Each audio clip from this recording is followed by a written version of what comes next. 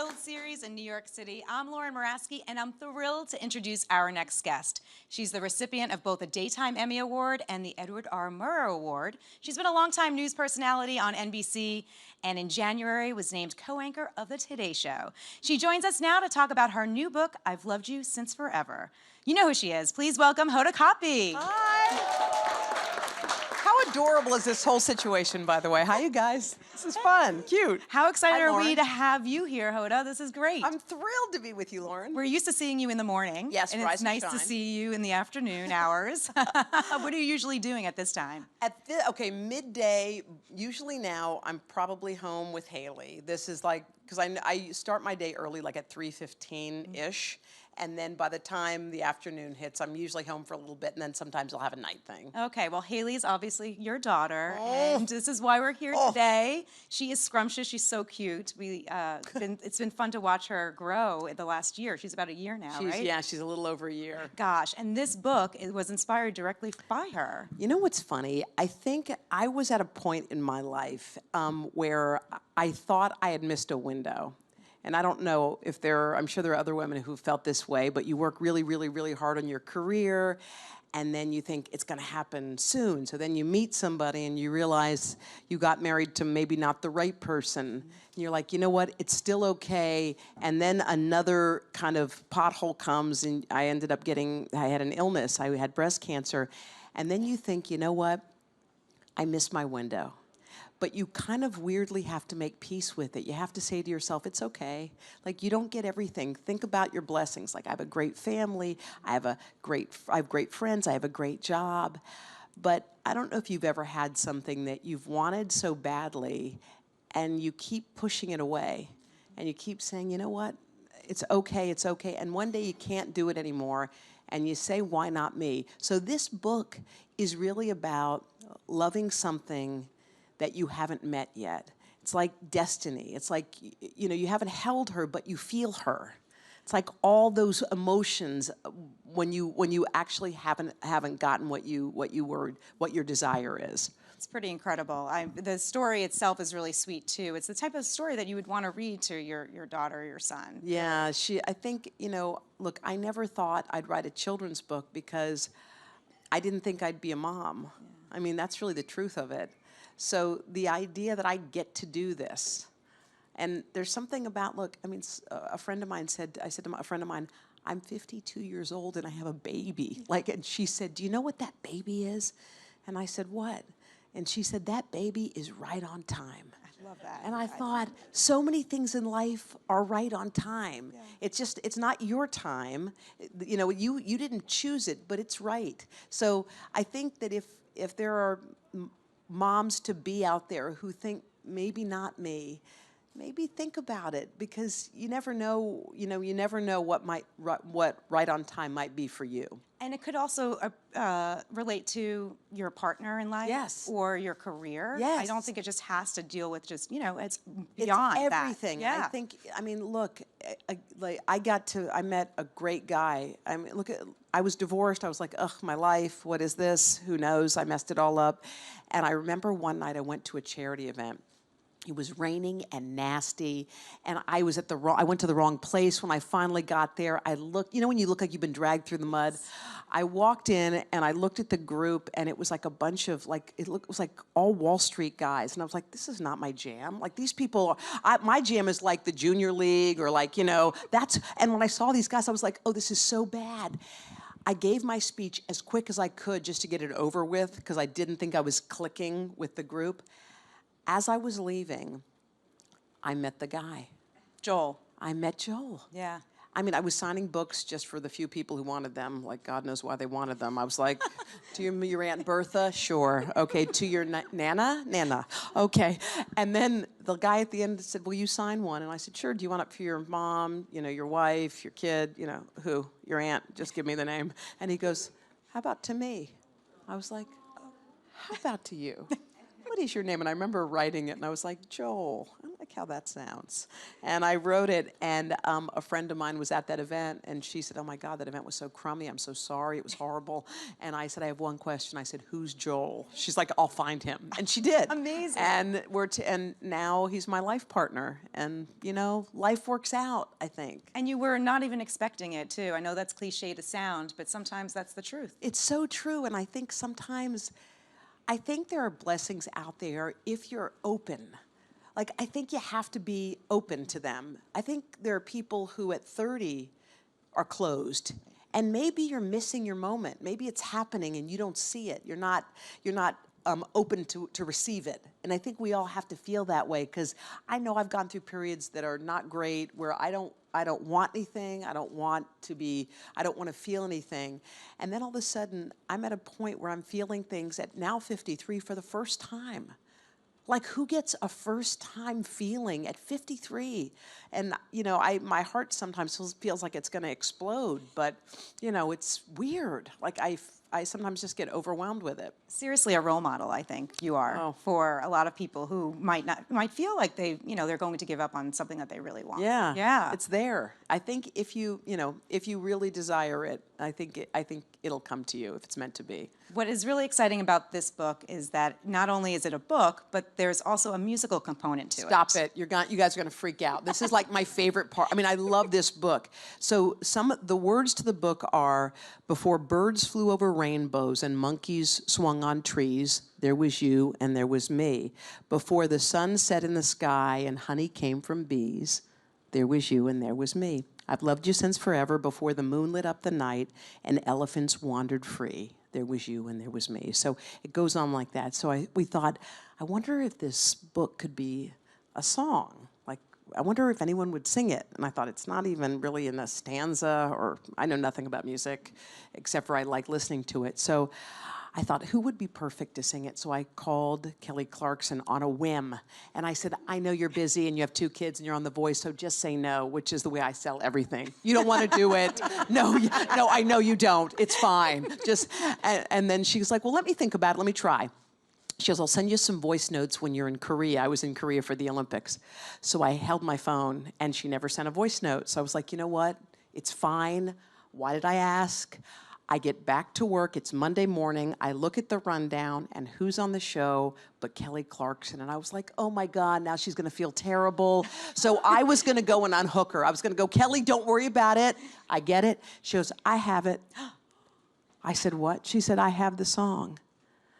So I think we might have a little of it. You do? Do y'all wanna hear a little? Yes, do you guys wanna hear it? Absolutely, we have a clip, let's play it.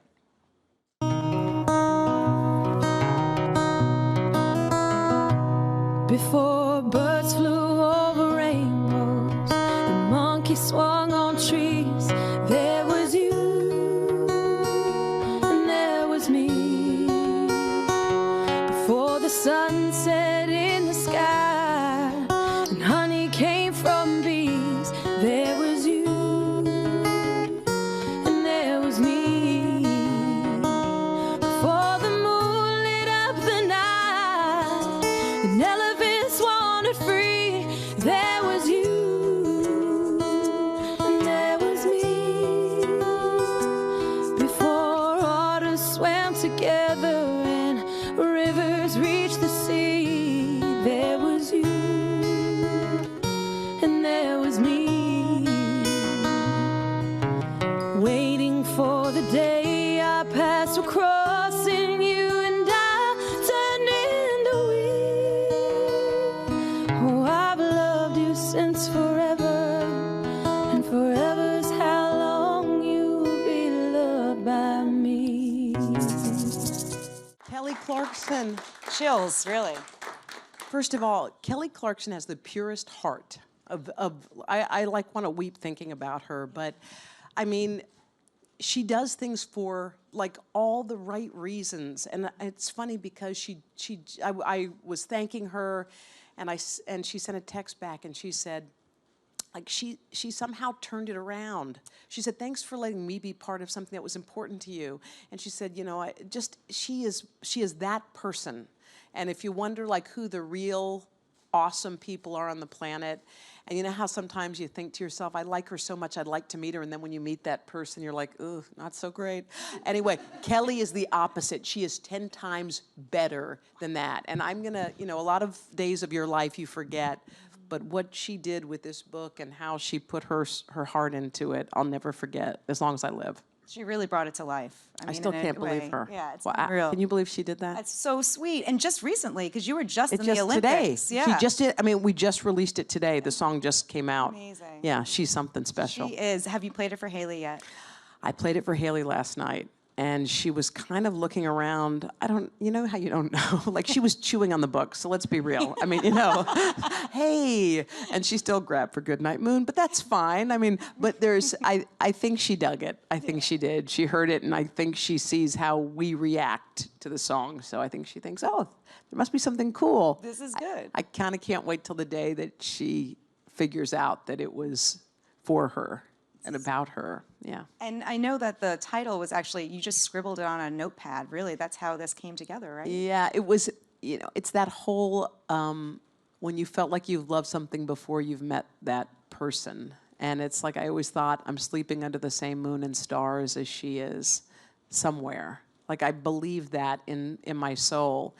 And I remember after the adoption papers were all filled out, I was waiting, and they said, wait wisely. And I remember I waited, and I was sitting in my office at work, and I was FaceTiming for some story. And I saw my phone had a text on it, and the text said, it was from someone, and it said Ashley Project, because I called it the Project, because I didn't want anyone to know. And I looked at it, and she said, call me. And she said to me, if I ever say call me, you should call me right away. So I saw the text, I got off of FaceTime, I looked at the clock, and it was 11:54. So I wrote 11:54 on a notepad. I said, this is the moment it changes. Like, I felt it in my soul. And I dialed her number, and she said, she's here. Wow. Like, she's here. Like, that was it. Yeah. It was like, and in that instant, everything changed. How has the last year been for you, if you can just summarize it and, I think it's been like a rebirth, not just for Haley, but for me. I feel like for the first time I'm living the life I was supposed to live.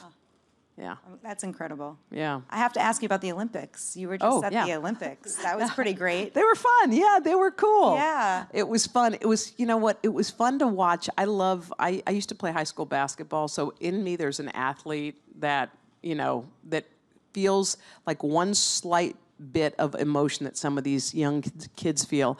But I'm always blown away about how a kid trains and trains and trains, and their mom and dad are there, and all of a sudden it comes down to 2 minutes in front of the world, and how are you going to do? And I thought, there aren't many times in life where you actually get to watch someone's life change. Like, in the process, you witness it.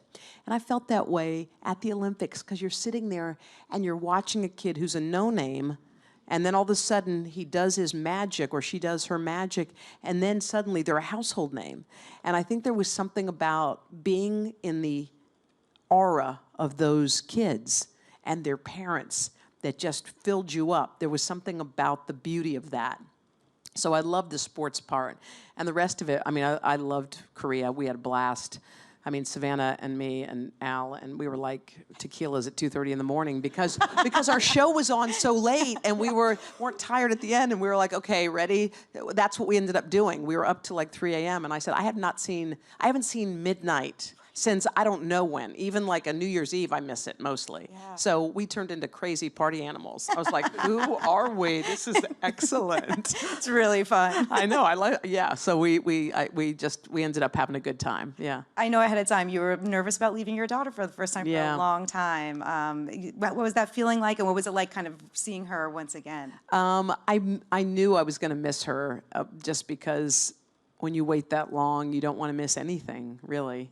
But I decided that I was going to kind of do a be here now thing, and I tried that while I was there. We have FaceTime and all that stuff, so I was able to be in touch with her.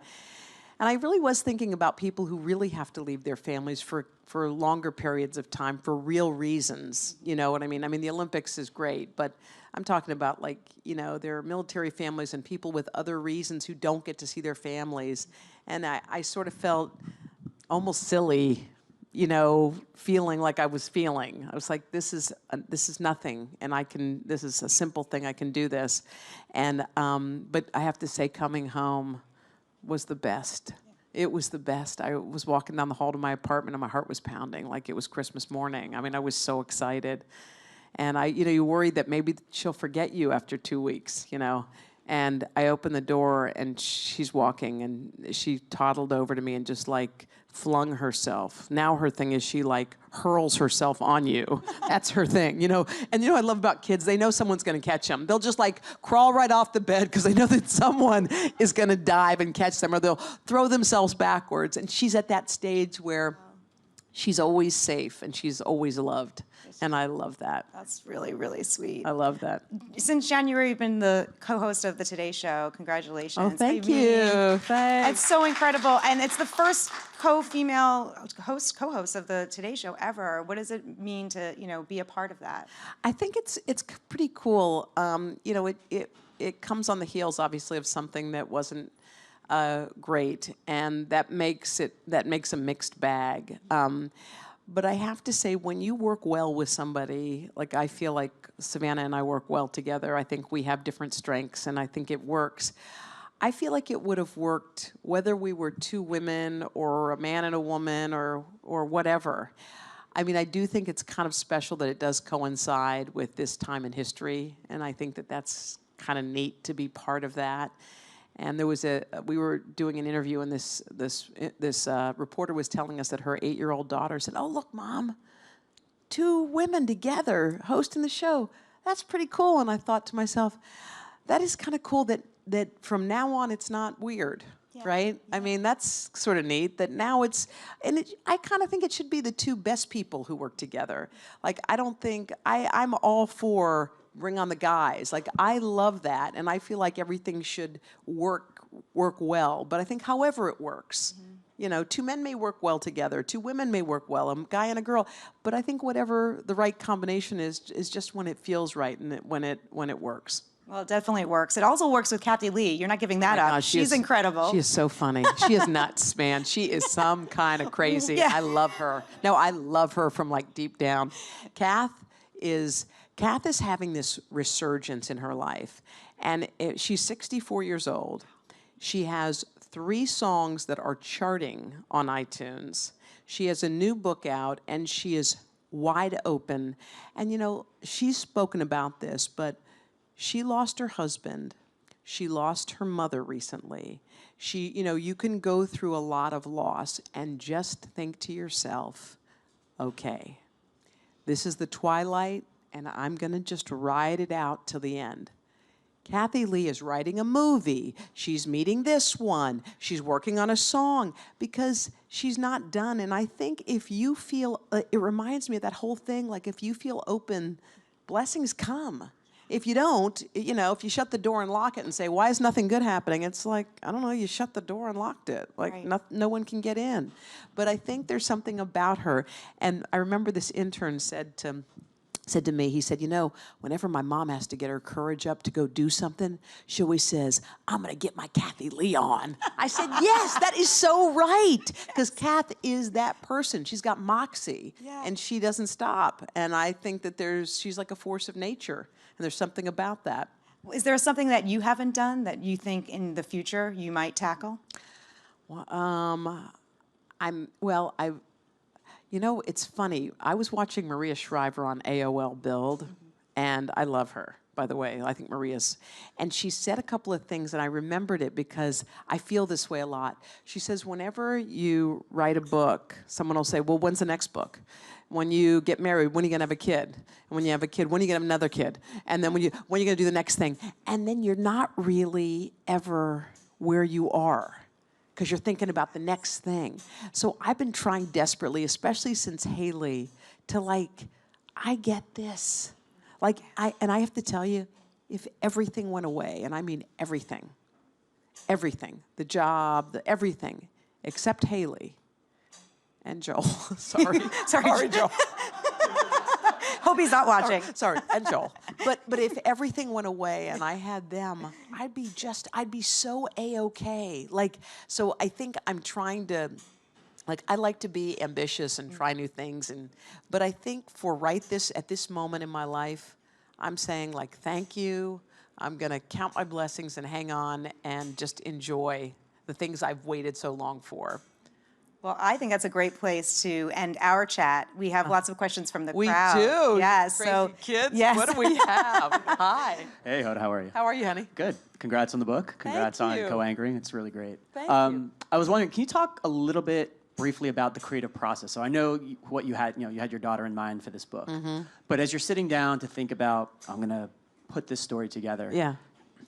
How long did it take you to do that? And kind of like what went into that? Okay. You should be an actor, are you? I'm not. Oh, But we can I don't know. talk. There's something going on. Something's happening here in this row. The idea came about 6 months ago, and we have a great group from HarperCollins, and I was sort of not sure if I wanted to write a book, only because at that time I was busy with Haley, and I was so excited about this time in my life. And I met with some wonderful people from HarperCollins. Margaret's one of them, and they were saying, well, let's just sit and talk. So we sat in my office and we played music, a song that reminded me of Haley. They played songs that reminded me of their kids. We talked, we laughed, we talked about, this thing I had written in my journal, and we talked about what it might be, and we were laughing and crying. And by the time we walked out of that room, I was like, I think we did it already. Like, I think it happened in there. The magic happened. The ideas kind of came together. And the missing part of it, other than polishing, was Suzie Mason, who happens to be the illustrator of this. And I think that's such an important part of it, who illustrates. And basically what they do at HarperCollins is they bring some illustrations and say, hey, here are some, anything hits you. And when I saw her illustrations, something about them just touched me or spoke to me. So we went back and forth. We tweaked lines. We went back and forth and said, hey, should we do this? Should we add this? Should the end shot be that? And I think we finished a little quicker than normally would happen with a book. But it took about 6 months, I think, from start to finish. And it's cool. Like, I can't believe Haley's picture's on the back of it. Like, I can't believe I have Haley. Like, I can't believe any of it, really. I mean, sometimes I wake up and I'm like, that did happen, right? I have a baby? Let me go check. Oh, cool. There she is. Because sometimes you can't believe you get that, So, anyway, thank you for that. All right, who's next? Well, hello to you. Hi. Well, first I wanted to thank you for just being open about your adoption, because my parents actually adopted 9 children. So Wait, what? Yeah, it's They an adopted interest- 9? Yes.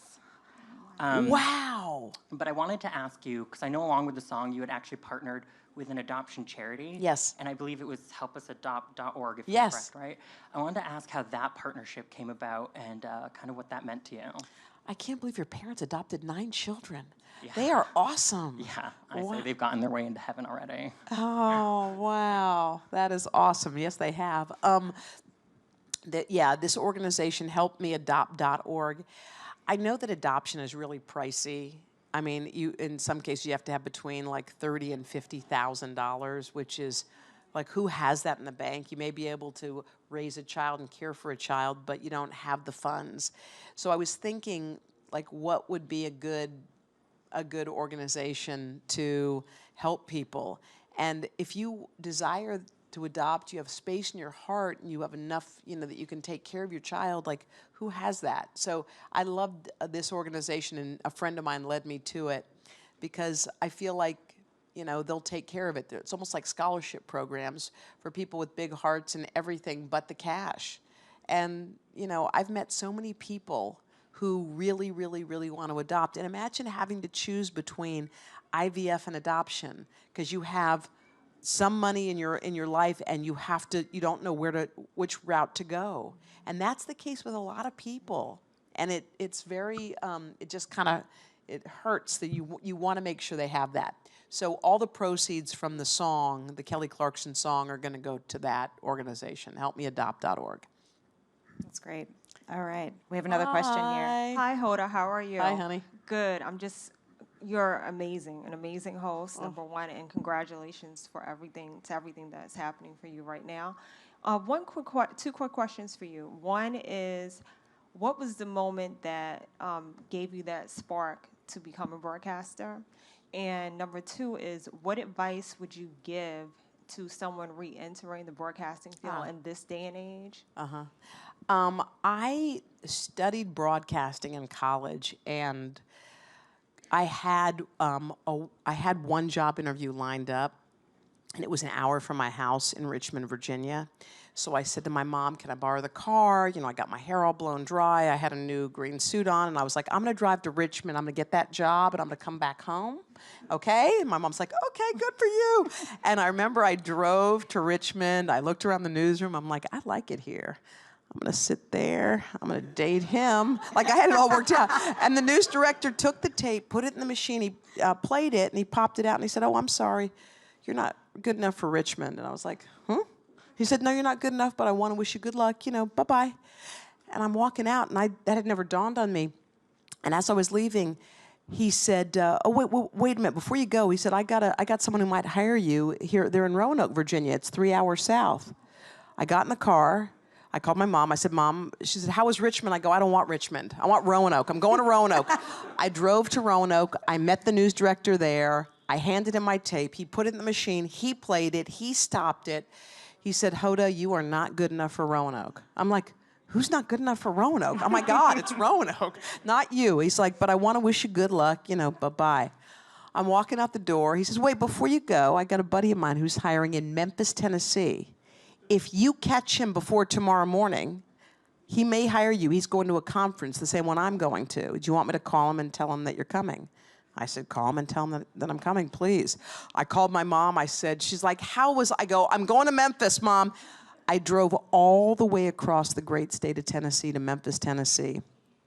The guy put my tape in the machine. He played it. He stopped it. He ejected it. And he said, "You are so not ready for Memphis." I got rejected 27 times. I kept driving and getting rejected, driving and getting rejected. I got rejected 3 times in Alabama at the ABC, NBC, and CBS affiliates, like all 3. I got rejected in Dothan, Alabama, which is like a map dot down Alabama, no offense. And I got rejected all the way down throughout. And after the 27th, I was ready to come home. And my mom needed the car, basically. And as I was driving home, I said, "Oh my God, I messed my life up. What was I doing? I just wasn't good enough. I should have listened to that one teacher who said, not you." There was always somebody who said that. And as I was driving home, I got lost in Mississippi. Now they say, like, God gives you a sign. There was literally a physical sign that said, "WXVT, our eye is on you, Greenville," with like a CBS eye. I said, "I'm going to go stop at this station and get rejected, and then I'm going to get a map. I'm going to go home." I had it all worked out. And that was the day my life changed. I walked in, this little short news director named Stan Sandroni goes, "How you doing? I'm Stan Sandroni. What's your name?" I go, "It's Hoda." "Come on in, Hilda. We're going to figure out what you got. I was sports director yesterday, and they just promoted me. I'm news director." I was like, "Okay, what's happening?" He put the tape in. He played it. He watched that horrible tape, and he stopped it. And he said, "Hilda?" And I said, "Yes," because I was going to answer to anything. And I'll never forget what he said. He said, "I like what I see." I said, "You do?" I was like sobbing, and that guy hired me. And when you talk about the desire, I started like at rock bottom, so I had to work my way up. I loved it because I loved it in Greenville, Mississippi, when I was making like $12,000. Like I knew if I loved it there, I'd love it anywhere. And I moved around to small markets for many years, and I think I still loved it. And it was bond and sever, meet and move and go on, and I still loved it. So I think the most important thing is you have to have stamina and you have to really love it. Not for any reason, not for the fame, not for the money, not for anything. You just have to love the journalism part of it. after that, I think the rest of the blessings come. Do you know what I mean? But I think, yeah, I think starting at the bottom teaches you a lot, no matter what your age is, because it teaches you like, okay, and no, like I feel like no job was beneath me, nothing. I would have done anything. And, you know, my friends were making lots of money and having great jobs, and I was like making nothing and couldn't pay all my bills, but I loved it. So you know, look, I can tell you want to do it. So you might as well just go ahead and dive in the deep end. You think it's going to happen? It's going to happen. It's going to happen. I like feel it. That confidence. That's okay. You got it. I had to take other jobs throughout the years, as you said. I did sales, marketing, catering. Okay. Sales, marketing. You took all kinds of jobs. It hit me recently. I said, you know what? I keep going to these shows, and my true passion was always to go back into the entertainment and broadcasting in particular. But I haven't done anything, and everything has changed so much since I came out of school in 2000. And so in my mind, in my head, I'm saying, well, where do I start? Because everything is the same, but it's also changed at the same time. So Yeah, I think once you get in on any level, whether it's a local news level or any level, once you get started, I think just get in the arena. And then all of a sudden, like, weird things happen. Doors open. You're like, oh my God, look at me. I'm on Access Hollywood. You know, who knows?